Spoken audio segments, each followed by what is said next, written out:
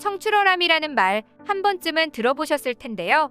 푸른색은 쪽에서 나오지만 쪽보다 훨씬 푸르다는 뜻으로 부지런히 노력하면 스승보다 훨씬 뛰어나게 될 수 있다는 의미입니다. 그런데 최근 이 청출어람이라는 말을 떠올리게 하는 한 칼럼이 에콰도르의 유력 매체에 기고되었다고 하는데요. 올해로 창간 100일주년을 맞은 에콰도르의 일간지 에루니베르소의 칼럼니스트인 리처드 살라자르 메디나 인류학 박사가 쓴 한국과 에콰도르의 60년이라는 제목의 칼럼이었습니다. 1962년 수교할 당시 두 나라의 출발선은 비슷했다고 서두를 연 이 글에서는 60년 전에는 비슷했던 두 나라가 어떻게 이렇게 달라지게 되었는지, 그리고 에콰도르는 한국에서 무엇을 배워야 하는지에 대해 자세히 이야기하고 있다는데요. 무슨 일인지 함께 알아보시죠. 에콰도르라는 나라는 우리에게 조금 생소하게 느껴질 수도 있는 나라인데요. 이 에콰도르에 대해 먼저 이야기를 하자면, 에콰도르는 남아메리카에 위치한 나라로 콜롬비아와 페루 사이에 끼어 있는 작은 국가입니다. 원래부터 이렇게 영토가 작은 소국은 아니었으나 스페인에게서 독립한 이후 이웃 국가인 페루와 콜롬비아에게 영토를 빼앗기고 한반도와 비슷한 면적으로 남았는데요. 고대부터 남미에서 매우 발달된 지역인 페루나 콜롬비아와 인접해 있어 기원전부터 매우 문명이 발달했고 상당히 발전된 문명을 상징하는 유물들이 많이 나오는 나라입니다. 그러나 16세기부터 19세기에 이르기까지 아주 오랜 시간 스페인의 식민 지배를 받아왔고 독립 이후에도 스페인의 영향력이 매우 크게 작용했죠. 이렇게 식민 지배를 받았던 시절이 있다는 것 외에는 우리나라와 큰 접점이 없어 보이는 에콰도르가 우리나라의 역사의 한 일부분을 차지한 건 바로 6.25 당시였습니다. 1950년 6월 25일 새벽 4시 북한의 남침으로 시작된 6.25는 1953년 휴전에 이르기까지 약 3년 동안 한국군 63만 명, 유엔군 15만 명을 포함한 78만 명이 전사하거나 실종되었고 민간인 피해는 남한과 북한을 합쳐 약 300만 명 가까이 이를 것으로 추산되고 있는 아주 비극적인 일이었습니다. 당시 우리나라는 대비가 제대로 되어 있지 않은 상황에서 갑작스럽게 침공을 받았기 때문에 유엔의 지원을 받을 수밖에 없었는데요. 이때 에콰도르는 당시 유엔의 한국 지원 결의 때 비상임의 사국의 자격으로 한국에 대한 지원을 지지했던 나라였습니다. 또한 실제로 6.25 당시 쌀 500톤과 각종 물품 등을 지원하기도 했는데요.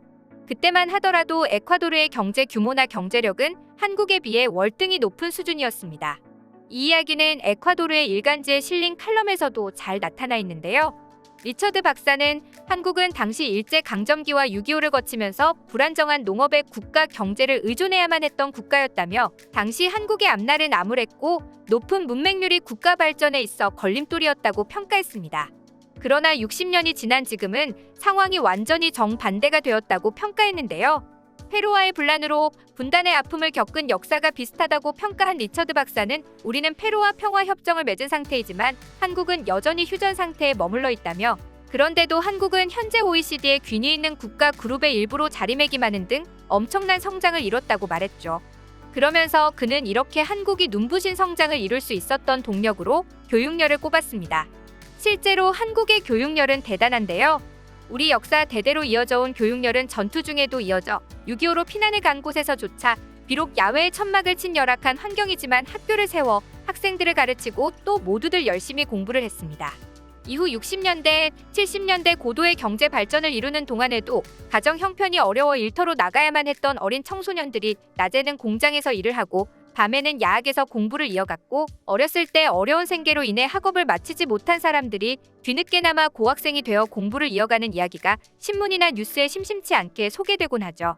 이렇게 높은 교육열이 바로 한국을 지금의 위치까지 끌어올렸다는 것이 리처드 박사의 이야기입니다. 실제로 한국은 6.25를 겪을 당시만 해도 정말 아무것도 없던 나라였습니다.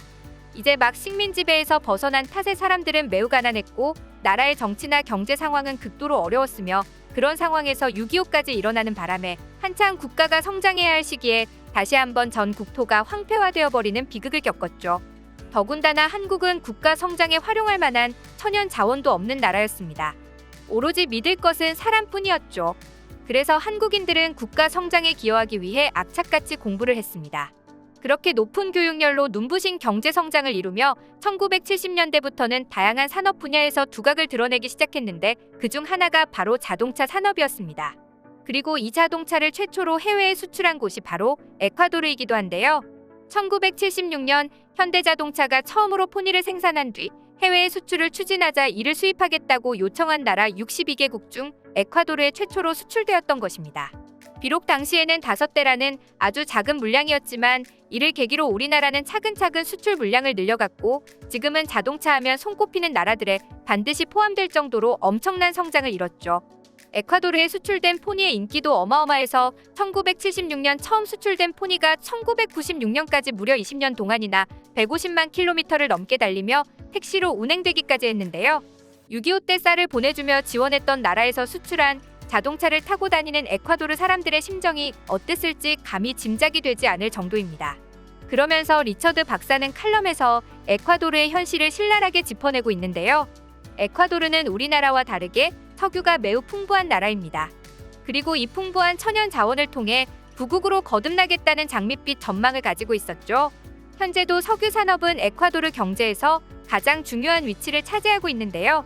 에콰도르 전체 수출의 40%가량이 석유이며 국가 수입의 3분의 1을 차지하고 있을 정도입니다. 에콰도르의 원유 매장량은 약 80억 배럴로 남미에서는 베네수엘라와 브라질에 이어 세 번째로 많은 양인데요. 이렇게 풍부한 천연 자원을 바탕으로 국가 성장을 꿈꾸었던 에콰도르. 그러나 현실은 그렇지 않았습니다. 에콰도르는 여전히 저성장의 굴레를 벗어나지 못하고 있었고 기름 한 방울 나지 않는 한국은 오히려 세계의 위상을 드높이며 쭉쭉 성장해 나가고 있죠. 에콰도르는 당장 수출이 가능한 석유를 많이 가지고 있음에도 불구하고 그렇게 벌어들인 국가 수입을 교육에 제대로 투자하지 못하고 있습니다. 그렇기 때문에 이러한 격차가 생길 수밖에 없었는데요.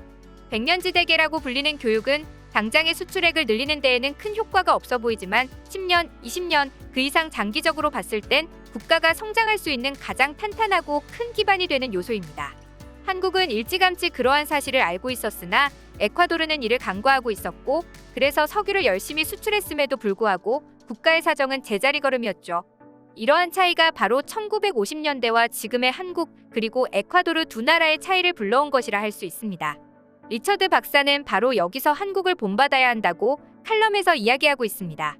빈곤은 여전히 우리나라 인구의 비참한 현실을 대변하는 단어라고 칼럼에서 밝힌 리처드 박사는 가난을 벗어나기 위해 무엇보다 교육을 열심히 했던 한국에서 에콰도르가 성장할 수 있는 영감을 얻을 수 있다고 지적했습니다.